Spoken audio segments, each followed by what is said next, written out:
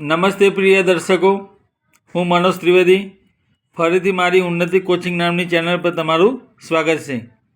આજના વિડીયોમાં હું તમને ફરીથી એક એડવર્ટાઇઝમેન્ટ, એક જાહેરાત જેને કહેવાય જનરલી સ્ટાન્ડર્ડ 9 to 12, તો 9 to 12 9થી 12 ધોરણમાં ઇંગ્લિશ સબ્જેક્ટમાં ગુજરાતી મીડિયમ કે હિન્દી મીડિયમમાં જે સ્ટુડન્ટ ભણે છે તો એમને એડવર્ટાઇઝમેન્ટ જાહેરાતમાં ક્વેશ્ચન આન્સર આવતા હોય છે.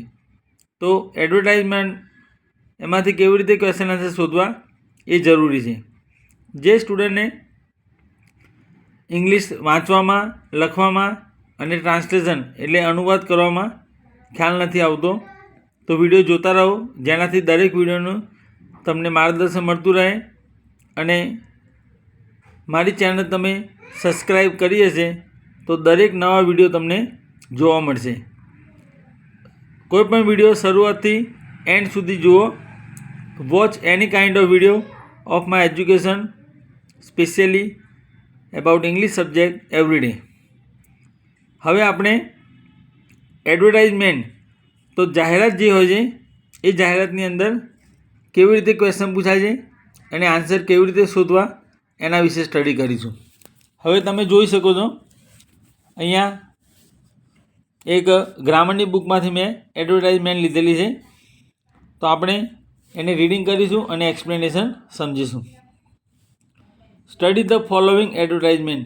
નીચેની જાહેરાતનો અભ્યાસ કરો એન્ડ આન્સર ધ ક્વેશ્ચન. પ્રશ્નોના જવાબ આપો. તો અહીંયા કોઈ પણ એડવર્ટાઇઝમેન્ટ હંમેશા એ બોક્સમાં હોય છે અને એની નીચે આ ક્વેશ્ચન આપેલા છે 1 to 4, તમે જોઈ શકો છો. હવે આપણે એડવર્ટાઇઝમેન્ટ શાના વિશે છે એના વિશે સમજીશું. એડવર્ટાઇઝમેન્ટ કોઈ પ્રોડક્ટ વિશે, કોઈ શોપ, કોઈ ન્યૂ હાઉસ સેલ કરવાનું છે, નવું ઘર વેચવાનું છે, કોઈ કારની ડિટેલ, બ્રાન્ડ ન્યૂ કાર કે કોઈ પણ એની ન્યૂ વ્હીકલ હોય તો એની શોપિંગ પ્રાઇસ વિશે પણ હોઈ શકે છે. અથવા કોઈ સ્ટુડન્ટનું રિઝલ્ટ, કોઈ ક્રિકેટ ટીમ એનો સ્કોર બોર્ડ, તો અલગ પ્રકારની એડવર્ટાઇઝમેન્ટ હોય છે.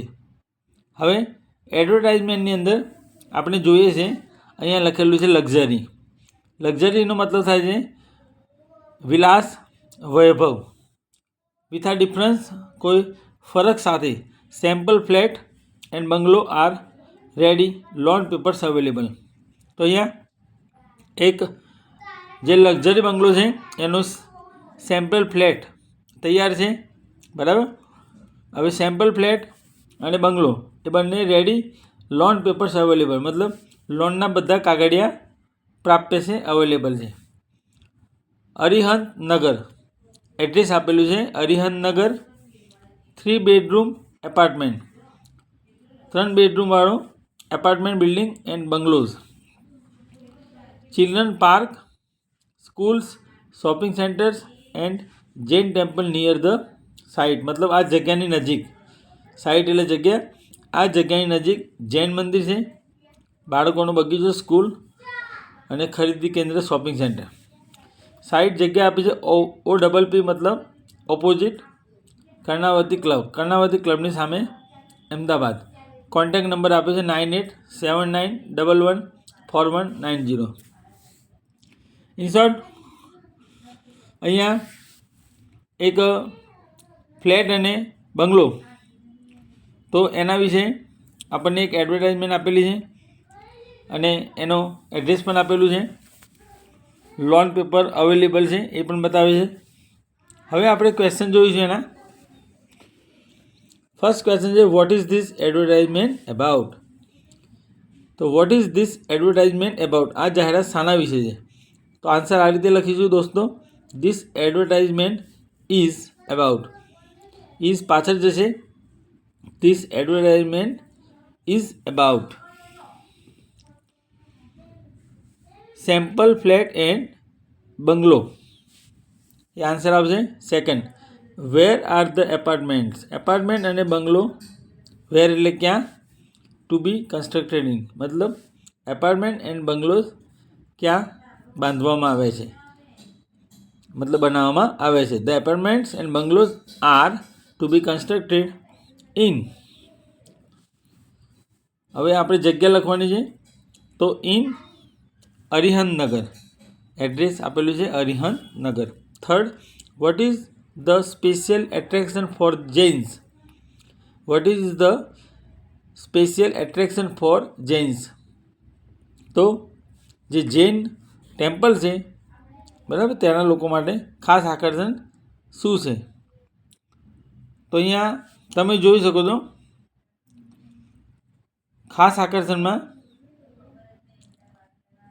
અહીંયા ચિલ્ડ્રન પાર્ક આવેલું છે, સ્કૂલ, શોપિંગ સેન્ટર એ નજીક બતાવે છે. તો અહીંયા આપણા આન્સર લખવાનું, children park, schools and shopping centre are special attraction for Jains. Number 4, what is the contact number of the builder? તો બિલ્ડર જે છે એનો કોન્ટેક્ટ નંબર શું છે? કેવી રીતે સંપર્ક કરી શકાય?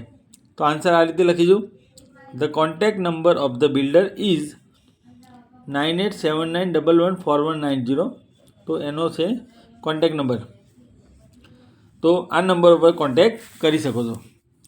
સો ડિયર ઓડિયન્સ, પ્રિય દર્શકો, એડવર્ટાઇઝમેન્ટ રાઇટિંગ, જાહેરાત કેવી રીતે લખવી એ ઓલરેડી અંદર આપેલી છે.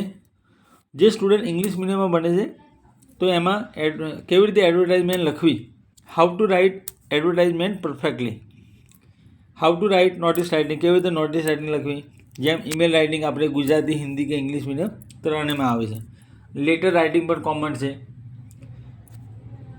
તો એડવર્ટાઇઝમેન્ટની અંદર મેઇન આપણે કોઈ પણ જાહેરાત, જેમ ન્યૂઝપેપરમાં આવે છે, કોઈ સમાચાર પત્ર હોય, આર્ટિકલ હોય, મેગેઝિન, કોઈ સામયિક અથવા કોઈ લેખ, તો એ એડવર્ટાઇઝમેન્ટ જે છે એ કયા પ્રોડક્ટ વિશે છે અને કેવી રીતે એડવર્ટાઇઝમેન્ટ, જેની અંદર બધી ડિટેલ્સ ઇન્ક્લુડ થાય છે.